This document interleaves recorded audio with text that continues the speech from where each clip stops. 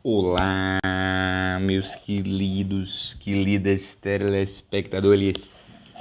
Estamos aqui dentro do assunto de triagem neonatal. Esse assunto lindo, esse assunto polêmico. Mentira, não é polêmico não. Na verdade é polêmico sim, no finalzinho você vai ver que tem uma polêmica, né? No começo também tem uma polêmica, mas vamos com calma. Olha que interessante, né? Quando eu falo de triagem, sim, sejam bem-vindos aí a esse assunto lindíssimo, né?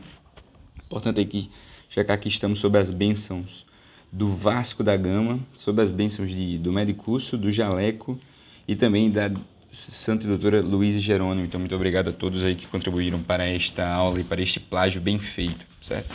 Então, eu suponho ser bem feito. Então, a gente está falando aqui da triagem neonatal. Quando a gente fala de triagem neonatal, a gente tem que falar justamente de exames que são feitos para diagnosticar doenças, correto? Errado.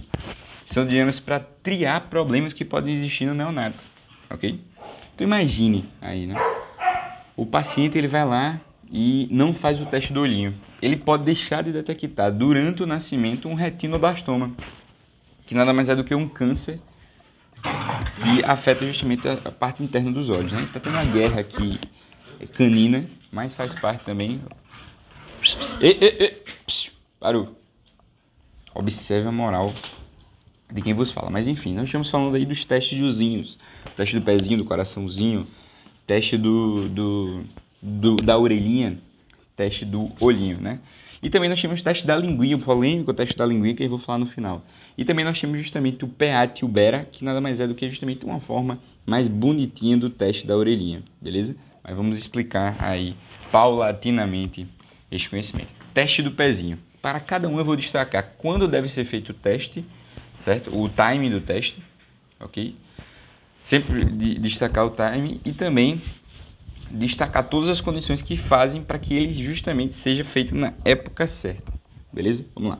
O teste do pezinho, vamos lá, teste do pezinho, vou deixar anotado aqui, ó, pra gente lembrar. Ele deve ser feito, eu vou botar aqui para cima, que é para só dar espaço. Ele deve ter feito do terceiro até o 7º dia. Tem que estar nessa faixa, certo? Algumas fontes dizem quinto, né? Por isso que eu disse que esse assunto era polêmico, porque algumas fontes dizem quinto, mas é do terceiro ao 7º dia, beleza? Então essa é a nossa lógica, é isso que a gente vai utilizar. Por que não nos 2 primeiros? Porque para dar positivo os 2 primeiros, né, para algumas doenças, eu preciso amamentar durante 2 dias seguidos. Então, amamentar durante 2 dias completos, certo? Aí você me pergunta, por que eu preciso disso? Porque existe uma doença, como por exemplo a fenilcetonúria,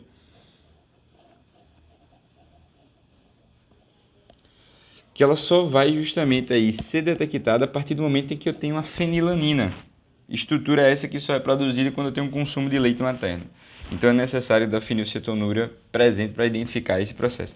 Por isso que crianças na UCIN, né, Unidade de Cuidados Intermediários Neonatal, ou então na UTIN, elas não vão receber de nenhuma forma aí o teste do pezinho. Por quê? Porque ele deve ser feito apenas quando tem amamentação. E as crianças aqui estão recebendo a sonda, logo elas não vão ter esse tipo de informação. Beleza? Então, do terceiro ao 7º dia, porque justamente precisa amamentar durante 2 dias. Pode ser feito até o 1º mês de vida, certo?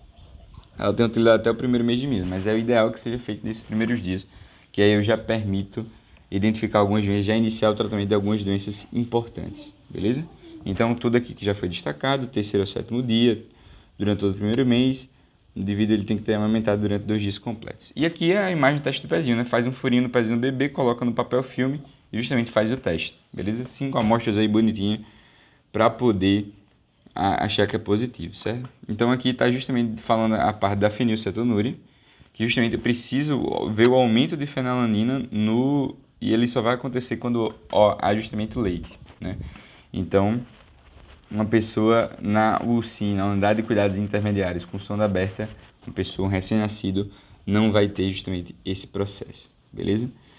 E aí, obviamente, se eu tiver um retardo na amamentação, eu só vou coletar aí a partir do 7º dia, né? Ou então quando ele começar justamente a fazer a amamentação depois de 2 dias aí desse processo. Existem fases do nível perdão. Existem fases justamente fase de implantação no SUS, certo? Então isso é importante. E essas fases são 4, né? São 4 fases aí importantes aí, que a gente vai destacar em relação às doenças que podem ser detectadas ou não. E a técnica é justamente essa: o HF, o HHF, o FHHF e o HD-FHHF. Beleza? Então, como é que a gente vai raciocinar aqui? Ó? Com H, esse HF no final sempre vai ser a mesma coisa, que é justamente aí fibrose cística, e também hipertireoidismo congênito. São essas duas aqui que sempre são detectadas, certo? Esses HF sempre são detectados em todas as fases. Como assim fase? Cada estado justamente tem uma fase de evolução do teste de pezinho. Ou seja, quanto mais vai implantando em todas as unidades de saúde, mais ele pode justamente ser recebido aí com todo carinho. Beleza? E aí, nós temos HF em todos. Quando eu boto mais um HI, eu coloco no lugar em primeiro também, né? Na segunda fase, eu vou botar aqui as hemoglobinopatias, né? Ou seja, doenças de hemoglobina. Vamos destacar o que, por exemplo? Quando a gente tem uma hemoglobina chamada hemoglobina F. Quem lembra da hemoglobina F? A gente está falando do quê? De anemia falciforme, né? Também a gente pode ter a talassemia. São essas doenças relacionadas à hemoglobina. Então, as hemoglobinopatias são detectadas aqui, principalmente essa aí. E aqui depois eu adiciono outro F, olha que interessante. Então, eu tenho aqui o hipertireoidismo, certo? Depois no Fzinho eu tenho a fibrose cística, aí depois as hemoglobinopatias e depois na fase 3, que é adotada no Rio de Janeiro, que é de onde eu peguei essa fonte, a gente vai adotar aqui a nossa queridíssimo que fenilcetonúria. Ou seja, eu errei tudo, certo? Então eu errei desde o começo e agora eu vou corrigir essa parte aqui de forma muito longa. Então eu tenho um H de hipotireoidismo congênito e o F que eu errei fortemente é de, na verdade, fenilcetonúria. Então HF, o F é de fenilcetonúria. Então hipotireoidismo congênito, fenilcetonúria. O H é de hemoglobinopatias, hipotireoidismo congênito, fenilcetonúria. E agora fibrose cística, hemoglobinopatias, hipotireoidismo congênito e fenilcetonúria, beleza? E aí tá justamente essa lógica aqui. Em João Pessoa a gente tem tudo, olha que coisa linda. A gente tem um HDF-HHF. Então esse H é justamente deficiência de biotinidase, que é uma enzima lá muito doida. Deficiência de biotinidase, e o H é tem que lembrar. O H é de quê, José Vitor? Você lembra? Vamos ver se você consegue lembrar. Hemoglobinopatias, blá blá blá, o Hzinho o H é de quê? Senhor Deus me ajude Vou dar uma pausinha aqui para lembrar, juro que eu não vou filar. Vou ter que filar. Hiperplasia adrenal congênita, não ia lembrar nunca, certo? Hiperplasia adrenal congênita, beleza? Deficiência de biotinidase, aí ó, foi quase, hein? Então, essas são as doenças que são dedicadas. Como é que é? Hiperplasia adrenal congênita, né? Quando começa a produzir hormônio com força lá da adrenal. Então, tem adrenalina, muita catecolamina, muito cortisol, né? Então, isso aqui a gente tem essa brincadeira aqui, ó, que interessante, né? Então, essa técnicazinha é legal. Então, lembrar HF, já deu para entender, né? Então, só relembrando, venha comigo. Hipertireoidismo congênito, fenilcetonúria, hemoglobinopatia, aí depois fibrose cística, hemoglobinopatia, hipertireoidismo congênito e fenilcetonúria, depois hiperplasia adrenal congênita, deficiência de biotinidase, fenilcetonúria, hemoglobinopatias, o primeiro hipertireoidismo congênito e o F fenilcetonúria. Show de bola, né? Então aqui o exemplo das hemoglobinopatias, anemia falciforme e talassemia. Show de bola? Não sei porque eu botei o Rio de Janeiro aqui, se aqui é JP nesta bagaça. Beleza? Então vamos lá, vamos seguir aqui, coisa linda. Então a gente fez o primeiro teste, o teste mais famoso, o famoso teste do pezinho. Agora vamos para o teste do olhinho. Sabia que tem um teste do olhinho? Tem. Qual é a técnica? Chego lá no bebê e jogo uma luzinha aqui. Olha que interessante. Sim, antes disso, quando deve ser feito o teste do olhinho? Então note, aqui é no terceiro dia com que objetivo? Com o objetivo de dar 2 dias de manutenção.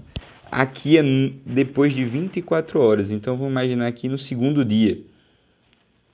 24 horas depois. Porque nessas 24 horas o que é que eu tenho? Inchaço palpebral, né? Então eu quero diminuir o inchaço palpebral da criança, beleza? Então por isso que o teste do olhinho é realizado no segundo dia, beleza? Então do terceiro ao sétimo no segundo dia, com 24 horas. Esse é o teste do olhinho. O teste do olhinho, ele tem uma função muito importante. O que é que a gente vai encontrar nesse caso aqui? Vamos lá, vamos descer aqui, observe. Então eu vou pegar o olho do meu queridíssimo bebê e vou jogar uma luz, né? Oftalmoscópio comum, é visão direta, né? Oftalmoscopia direta. Jogo a luzinha e observo a resposta. Coloco o meu bebê num ambiente escuro, dou a distância de um grau e jogo a luzinha e observo a cor da pupila. Ele deve justamente ter uma reflexão. Essa reflexão ela deve ser vermelha, que é a cor da retina, os vasos sanguíneos lá no fundo da retina, né? Que ainda estão se desenvolvendo, né? Extremamente vascularizado, beleza? Esse é o meu objetivo. Se eu encontro, obviamente, nenhum reflexo, né? Ou então um reflexo um pouquinho menor, então quer dizer que tem algum problema aqui, beleza? E pode ser, por exemplo, uma catarata congênita, pode ser derivado de uma toxoplasmose, pode ser um retinoblastoma, pode ser como é que é? Enfim, pode ser várias coisas, né? E essa é justamente a lógica, qual é a outra? A RLP, né? Que é justamente a retinopatia associada da prematuridade, né? Que a gente vai ver bem melhor lá com o mapeamento da retina. Depois eu vou explicar como é que a gente faz isso. Mas enfim, existem essas três possibilidades de se ver, certo? Então o objetivo é detectar principalmente essas doenças que vão ter muita relação com o quê? Com a cegueira infantil. Em destaque, não são os mais prevalentes, mas a gente tem que sempre destacar catarata infantil e retinoblastoma neonatal, certo? Toxoplasmose também gera, mas aí o tratamento não, essa triagem não vai fazer tanta diferença. O glaucoma congênito também não vai fazer diferença. A catarata vai, isso aqui, a retinopatia da prematuridade não vai, mas a gente está tentando diagnosticar principalmente essas duas doenças, né? A catarata congênita e o retinoblastoma. Beleza? Então o resultado justamente vai ser vermelho ou amarelo. Ah, existe uma possibilidade a mais, né? Que pode ser, como a gente já falou, reflexo desigual, pode ser a ausência de reflexo, pode ser a presença de pontos pretos. Tudo isso é importante para a gente destacar. Beleza? Outra coisa que é fundamental justamente a gente falar, retinoblastoma e catarata congênita, né? Que são as duas principais estruturas, né? O retinoblastoma é um tumor maligno das células embrionárias localizadas na retina. Beleza? Então, como a gente disse, está em desenvolvimento, né? Está se dividindo lá e, obviamente, começa a desenvolver esse negócio aqui, ó, catarata congênita. Que bonitinho nada, né? Que complicado. Então, aqui a gente tem que encaminhar para o oftalmologista se a gente tem alguma dúvida se tá ou não. Então, imagina a gente pega um bebê que tá assim, tô em dúvida. Manda para o oftalmologista que ele vai lá o quê? Vai lá e coloca um oftalmoscópio para fazer uma oftalmoscopia indireta, né? Colocar um laserzinho bem bonitinho lá para ver justamente a retina, mapear a retina e a partir disso dar um diagnóstico mais apurado, beleza? Então vamos falar agora do nosso queridíssimo teste da orelhinha. Como é que a gente brinca com a orelhinha do bebê? Olha que fofinho. Olha aqui, mamãe.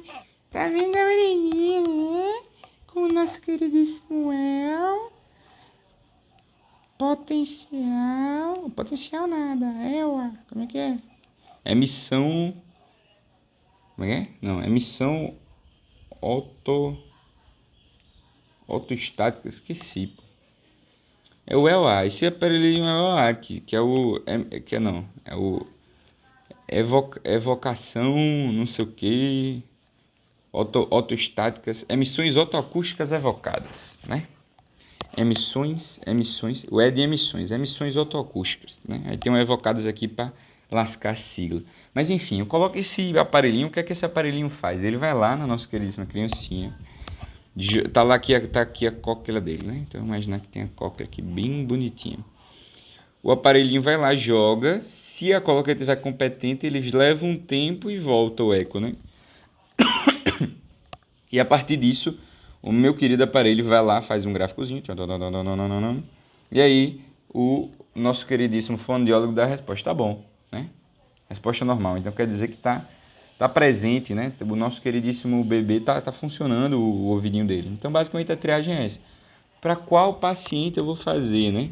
Quais são os neonatos e quando esse paciente ele vai receber essa nossa queridíssima teste da orelhinha. Então, basicamente, eu tenho mais tempo para fazer esse teste do paciente. Então, basicamente, Qualquer coisa under 3 meses tá valendo, beleza? Então só fazer o under 3 meses aí que tá suficiente, certo? Então nos primeiros 3 meses da vida do bebê, show de bola? Então a lógica é essa. Uma coisa que é importante justamente é, obviamente, o teste do olhinho para prevenir cegueira, o teste da orelhinha para prevenir, adivinha, surdez. Olha que interessante. E aí, justamente, detectar essas perdas precoces e também identificar problemas de aprendizado da linguagem, né? Então, basicamente, eu evito com que a criança se desenvolva com dificuldade de aprender a se comunicar logo de início. Aí, justamente, olha que interessante.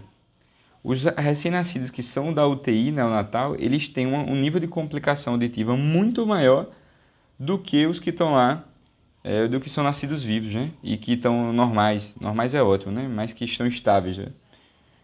Que vão justamente aí para um ALCON, né? Que é justamente o alojamento conjunto, beleza? Então deu para entender essa lógica. E eu vou ter lá as emissões otoacústicas, vou fazer justamente com a coca, dou um estímulo sonoro, pego o retorno e dou o exame. Então, quais são as crianças que eu tenho que ter um pouco mais de atenção, né? Qual é a criança que eu tenho que ter justamente uma necessidade aí de acompanhar esse paciente com mais frequência, beleza? E quais são as recomendações aí do paciente? Então, imagina, essa criança aqui, ela tem um pai que tem problema auditivo, então problema familiar, beleza? Agora vai começar um latido.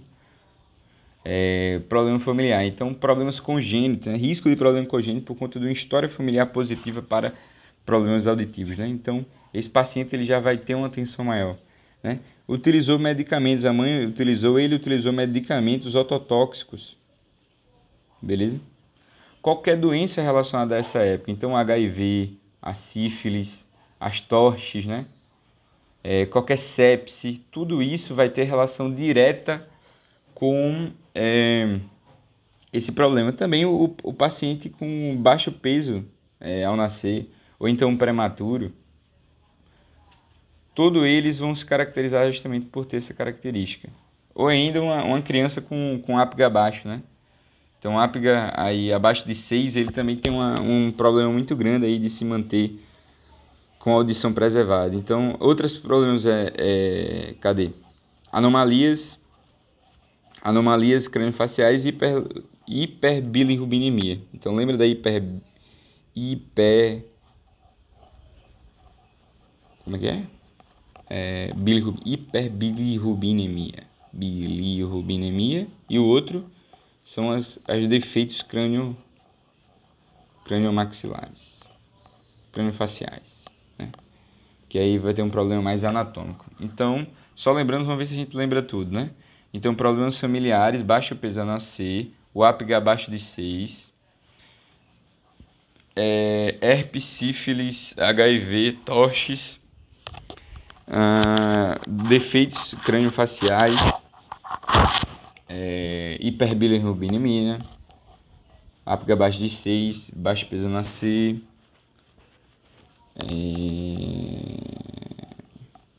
drogas ototóxicas, defeitos congênitos, né? Então, tudo isso, história de estudar com ele. Então, tudo isso tem essa relação. E aí, qual é justamente a recomendação da AAP, que eu não sei o que é a AAP, Associação de Apoio à Perda de Audição, né? APA, como eu disse, muito bem. Então, chutando que a AAP está fazendo um trabalho bom, o que é que a AAP nos recomendou? Ela disse que em um mês eu tenho que justamente fazer a triagem de todos os bebês, né? Antes de um mês eu tenho que fazer o quê? Eu tenho que fazer aí o tratamento. Tratamento não, eu repetir o teste para todos aqueles que derem problema, né? Que derem resultado aí positivo para algum distúrbio, qualquer exame alterado, né? Qualquer teste de triagem alterado. Com 3 meses iniciar o tratamento recomendado, né? E aí, confirmar a perda auditiva antes de 3 meses, né? Então faço triagem, repito o teste, confirmo a perda auditiva através de outros exames mais eficientes. Obviamente aqui a gente já está diante de um exame de triagem, não serve para diagnosticar, confirmar a perda auditiva e com 6 iniciar o tratamento. Então, novamente, aí dentro desses 6 meses, dentro desses 3 meses, eu tenho justamente o espaço de tempo recomendado aí para fazer o teste da orelhinha. Então, relembre, o teste da orelhinha deve ser feito antes dos 3 meses, né? Não tem recomendação de início, mas é um teste que tem mais tempo para ser feito. Teste de triagem que deve ser realizado para acompanhar o desenvolvimento infantil, evitar com que eles tenham problemas de linguagem e o desenvolvimento da surdez. A gente faz com EOA. A recomendação para aqueles pacientes mais destacada é para aqueles pacientes que têm história, que tem mais risco de desenvolvimento desses problemas, ou seja, que tem história congênita, que tem baixo peso ao nascer, que tem apgar baixo, que sofreu alguma infecção HIV, sepsis, torches, que tem malformação craniofacial, que tenha hiperbilirrubinemia. Tudo isso é motivo para desenvolver um problema de surdez. Considerando isso, é importante a gente lembrar que a AP nos recomenda sempre fazer uma reavaliação constante e acompanhar o desenvolvimento da aprendizagem dessas crianças que têm algum risco, né? Então, indefinidamente, crianças corrigidas, a gente tem que monitorar o desenvolvimento da comunicação. Então, avisa o papai, avisa a mamãe, se ele tiver dificuldade, justamente por ele ter fator de risco, deve justamente continuar na avaliação. Então, com um mês, a gente tem a triagem, com um mês a gente tem a repetição, com 3 meses a confirmação e com 6 meses o tratamento. Beleza? A lógica é essa. Vamos lá. Agora nós temos o famoso teste do coraçãozinho, né? Teste do coraçãozinho, que não é tão famoso na verdade, mas ele é um teste muito simples. Quando ele deve ser feito? Então, basicamente, o paciente ele não pode sair da nossa queridíssima maternidade sem receber. Então, antes das 48 horas. Então, nas primeiras 48 horas de vida, vamos voltar lá em cima e colocar teste do coraçãozinho. Menos de 48 horas na maternidade. Por que eu tenho que fazer isso? Porque o teste do coraçãozinho ele serve para identificar o quê? Cardiopatias congênitas críticas, que cursam geralmente o quê? Com cianose nos primeiros dias de vida. Então, por isso que não dá para fazer o teste aí como o teste da orelhinha, que é antes dos 3 meses. Beleza? Então, por isso que eu tenho que fazer isso aí. E eu vou utilizar o que como ferramenta? A oximetria de pulso. Então, cardiopatia congênita crítica é o ponto de alvo que eu estou observando, né? E uma coisa que é interessante, 30% dos residentes eles recebem alta hospitalar sem o diagnóstico, né? Então, a prevalência de 1 a 2, né? Não importa tanto, representa muitos óbitos, 10% dos óbitos infantis e 20 a 40% de malformações, né? Lembrando que uma malformação craniofacial é causa aí de risco para perda auditiva. Mas o mais importante é justamente em que efeito eu tenho que fazer esse processo. Uma coisa importante, né? Depois eu esqueci de falar esse detalhe, né? Não é só com 24 a 48 horas de vida. A nossa queridíssimo teste do pezinho, ele é feito não de 48 horas, mas mais do que 24 horas e antes de 48 horas. Por que isso deve ser feito? Porque basicamente esse paciente aqui, ele vai ter nas primeiras 48 horas muito líquido no pulmão. Esse líquido no pulmão, ele obviamente ele vai alterar consideravelmente o quê?